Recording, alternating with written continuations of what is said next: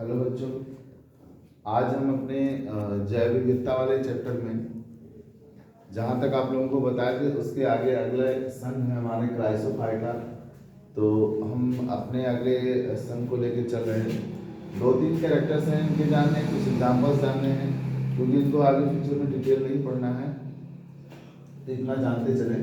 तो क्राइसोफाइटा में पौधे कैसे होते हैं? आपके हरे रंग के हो सकते हैं या सुनहरे भूरे रंग के होते हैं। अगर इनका रंग बदल रहा है तो इनका वर्णक भी बदलेगा, जिसको हम पिगमेंट्स कहते हैं। तो इनमें रंग कौन सा होता है? कैरोटीन, कैरोटीन और जेंथोफिल, ये दो वर्णन के कारण इन पौधों के रंग कैसे दिखते हैं? हरे और सुनहरे भूरे। पर्णहरित भी इनमें पाया जाता है, मतलब क्लोरोफिल भी उपस्थित होता है प्रकाश संश्लेषण के लिए। भोजन इनमें जो संचित होता है वह तेल और ल्यूकोसिन नामक कार्बोहाइड्रेट के रूप में बॉडी में संचित होता है, तेल और ल्यूकोसिन। प्रजनन इनमें चल व अचल बीजाणु द्वारा होता है। जो इनमें सेक्सुअल रिप्रोडक्शन होता है उसमें मोटाइल और नॉन मोटाइल दोनों स्पोर्स काम करते हैं, मतलब चल और अचल बीजाणु। एग्जाम्पल इसमें हम लोग लेते हैं तो डाई एटम्स आता है, बार्डिट्रियम आता है, ये लोगों का एग्जाम्पल है इसमें। फिर हम लोगों का नेक्स्ट संघ शुरू होता है पायरोफाइटा। पायरोफाइटा ये सब एल्गी हैं इसमें, मतलब संघ 1 से लेके 7 तक सबको क्या रखा गया है? शैवाल, जिसको अंग्रेजी में एल्गी कहते हैं। ये एक कोशिकीय होते हैं। पायरोफाइटा के जीव जितने भी होते हैं वो कैसे होते हैं? एक कोशिकीय होते हैं। और इनमें दो फ्लैजेला निकले होते हैं, प्रशाभिका, जिसको फ्लैजेला अंग्रेजी में कहते हैं। फ्लैजेला में एक छोटा और एक बड़ा होता है, जिसके कारण ये असमान कहे जाते हैं।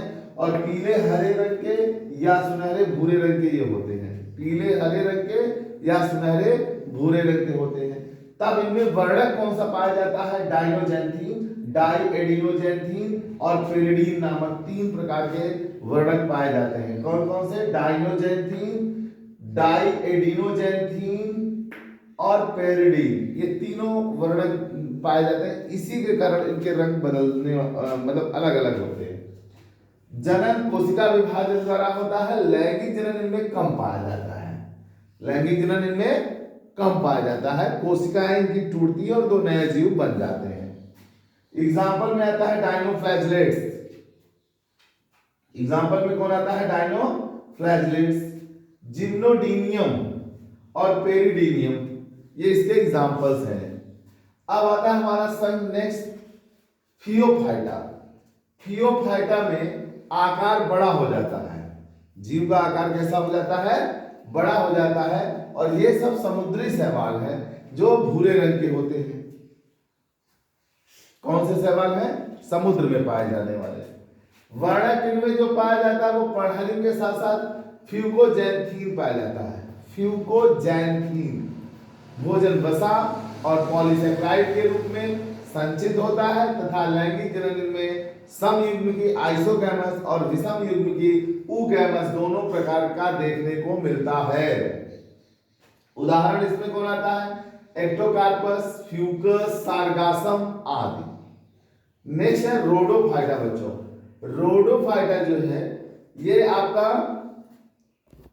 शैवाल वर्ग का अंतिम संघ है।